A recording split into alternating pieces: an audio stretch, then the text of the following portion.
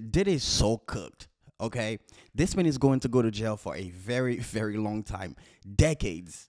Okay, because this man, listen, if you haven't watched the video of the DA actually unsealing the documents, I have the video here with me, and we're going to watch it together.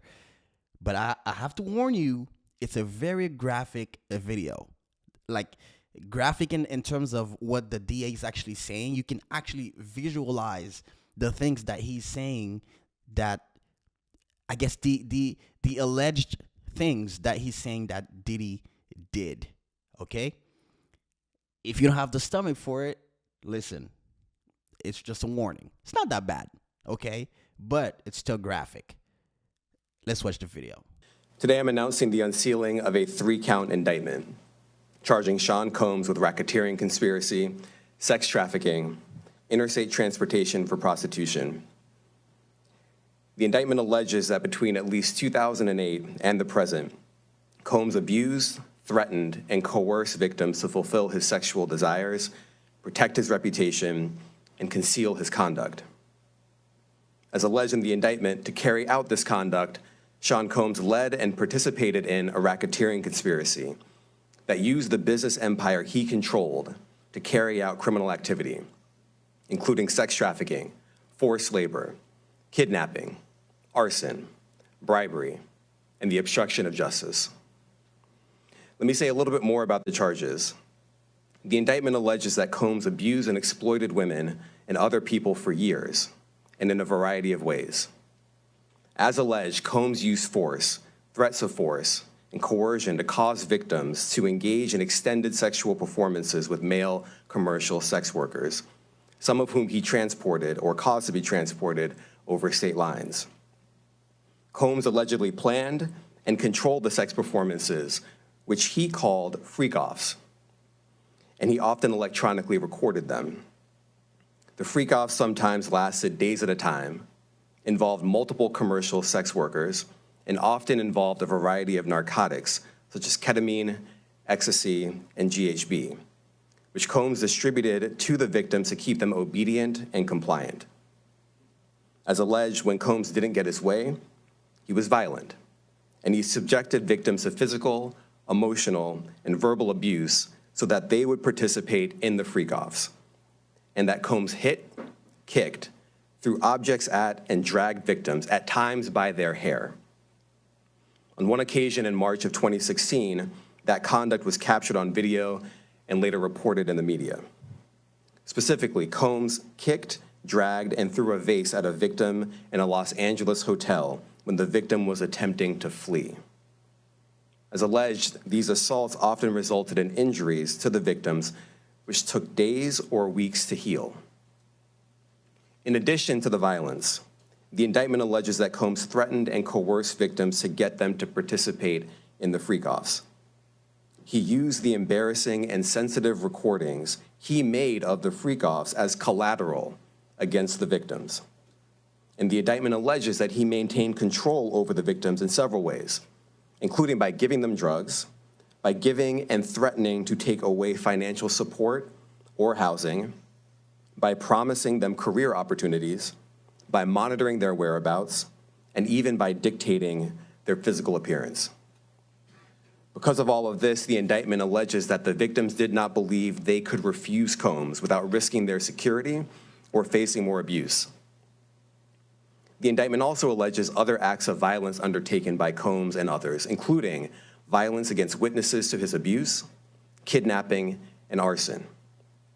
The indictment alleges that on more than one occasion, Combs carried or brandished firearms to intimidate and threaten victims and witnesses. Now, Combs did not do this all on his own. As I mentioned, Combs has been charged with RICO conspiracy. He used his business and employees of that business and other close associates to get his way. Those individuals allegedly included high-ranking supervisors in the business, personal assistants, security staff, and household staff. The indictment alleges that those individuals facilitated the freak-offs. They booked the hotel rooms and stocked them with the supplies, including drugs, baby oil, personal lubricant, extra linens, and lighting. When the hotel rooms got damaged, they helped clean it up. They arranged for victims and commercial sex workers to travel for the freak-offs, and they delivered large quantities of cash to Combs to pay for the commercial sex workers. The indictment also alleges that they helped Combs cover up his crimes. During the March 2016 incident at the LA hotel that I mentioned earlier, a member of the hotel security staff intervened, and Combs attempted to bribe the staff member with a stack of cash to make sure that what happened was kept quiet. And as the indictment alleges, in late 2023, after public allegations were made about Combs' crimes, he and others pressured witnesses and victims to stay silent, including by making phone calls to witnesses and victims and giving them a false narrative of what they had experienced. And as alleged, Combs used others to help conceal his abuse by monitoring and preventing victims from leaving a location in order to hide their injuries, or by locating and contacting a victim who had attempted to flee. As part of this investigation, in March of this year, special agents from HSI executed search warrants at Combs' residences in Miami and Los Angeles. They also executed a warrant for Combs' electronic devices. During those searches, agents seized evidence of the crimes charged in this indictment. They seized firearms and ammunition, including 3 defaced AR-15s and a large capacity drum magazine. They also seized evidence of the freak-offs, electronic devices that contain images and videos of the freak-offs with multiple victims. And they seized cases and cases of the kinds of personal lubricant and baby oil that Combs' staff allegedly used to stock hotel rooms for the freak-offs, more than 1,000 bottles altogether. Here are some of the items that we recovered during the searches.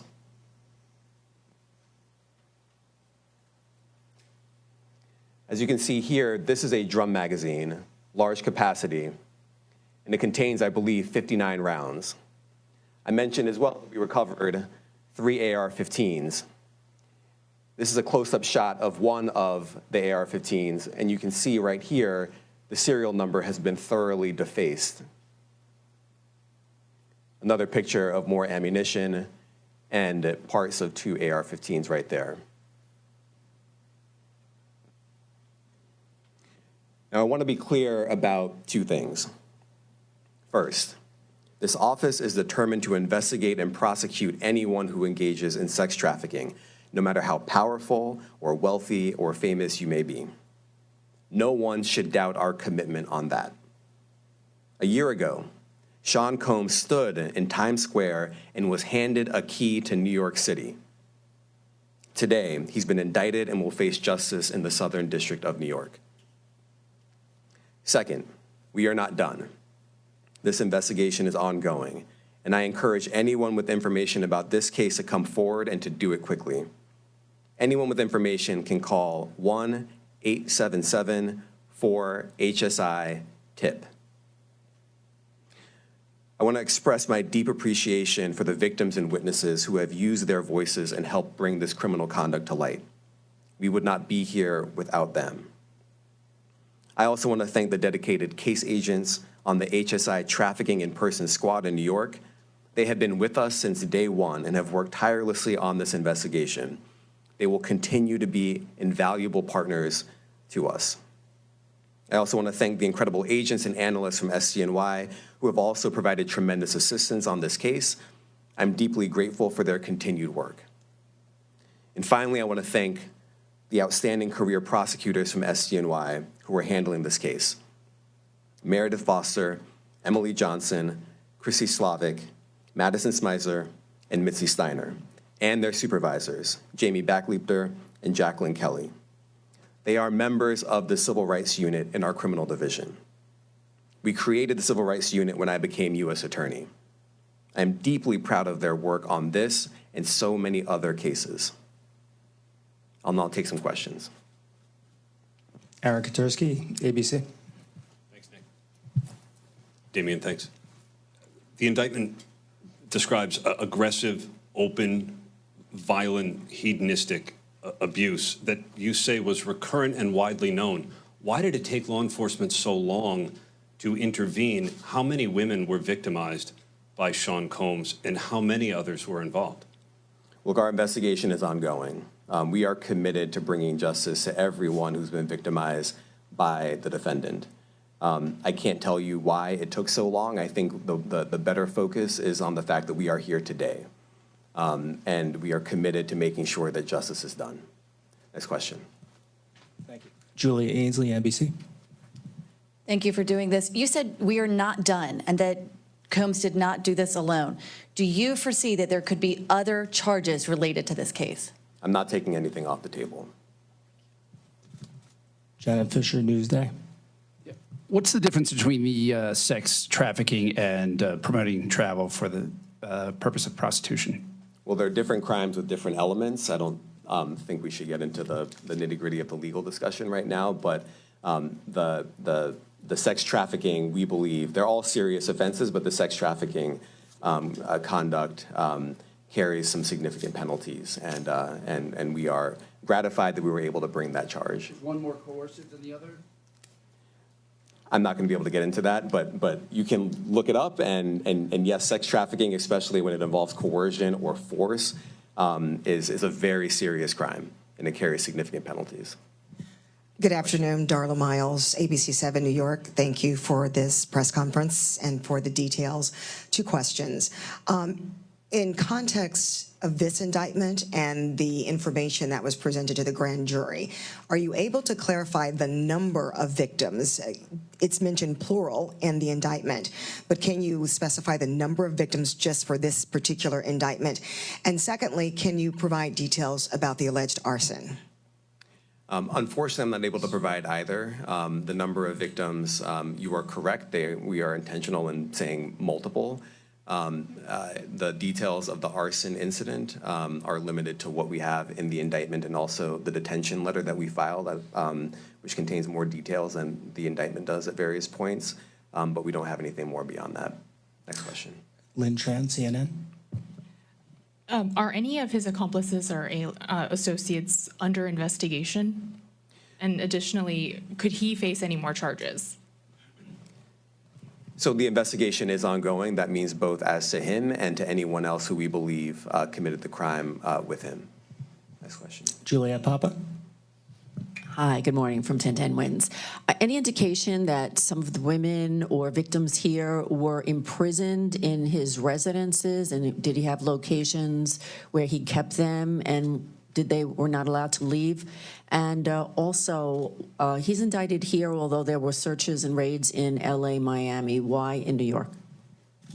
Well, I'm biased. I'm the U.S. Attorney in the Southern District of New York. I think that we have an outstanding track record of bringing some of the most impactful, sprawling, complex, difficult sex trafficking, human trafficking, labor trafficking, you name it. The Southern District of New York can do it, and so we're very proud of that. And so the scope and complexity of this investigation isn't something that we ran from. It's something that we embrace, and we will continue to do that.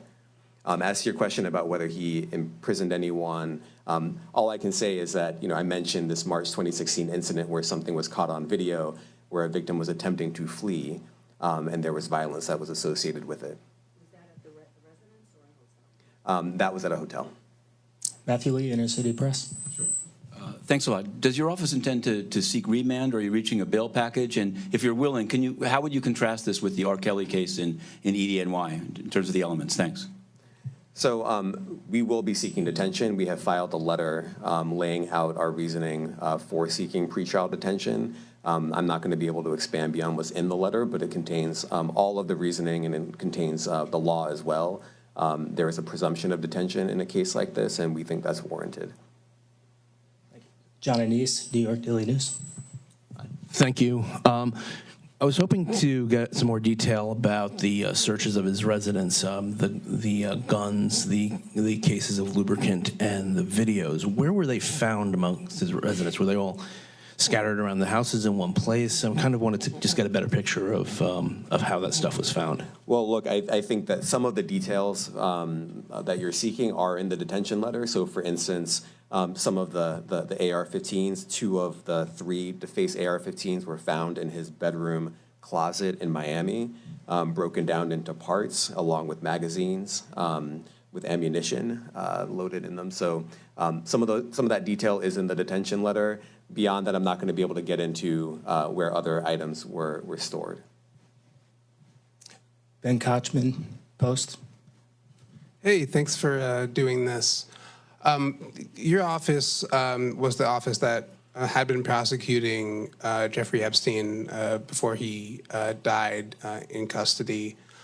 I have not read your detention memo yet. It's the first thing I'm going to do after this ends. But does the memo address, or is your office concerned with Combs' safety in custody, given what happened with Epstein? So we are concerned with anyone's safety whenever they are detained prior to trial. It's part of our obligations to keep people safe as well. It's part of the criminal justice system. So, but I do not draw any sort of connection between Jeffrey Epstein's suicide and what may or may not happen to any other defendant while they are detained pre-trial. And of course, the decision whether to detain the defendant will be up to a judge. Our position is that pretrial detention is warranted under the law and based on the facts of this case, and I'll leave it at that. Are some of the prosecutors on this case some of the same prosecutors that had been handling that, or that worked on the Maxwell case? So I'm not going to get into the staffing. I will say that this team, this group of AUSAs, this incredible group has been working on this case around the clock, and they've had their hands full. Next question. Gus Rosendale, NBC News. Good morning, sir. Combs' attorney said that his client has been cooperative with investigators. He said that this morning. I was wondering if you would have a reaction to that. Let me just say this. I think that generally with increasing frequency, the word cooperative or cooperating has taken on tremendous elasticity and no longer really bears any relation to what the word means when we use it in a very specific context. So responding to lawful process and the like does not qualify as cooperation when we use that term here. Mike Sisak, AP. Thanks.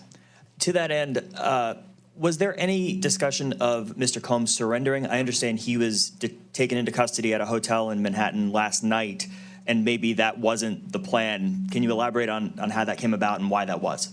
I'm not going to be able to get into any sort of operational details as to how he was taken into custody and when. He is in custody right now. He will be appearing in court later today. Was there any discussion of him surrendering, given they claim he's cooperating? I'm not going to be able to get into law enforcement tactics or operations.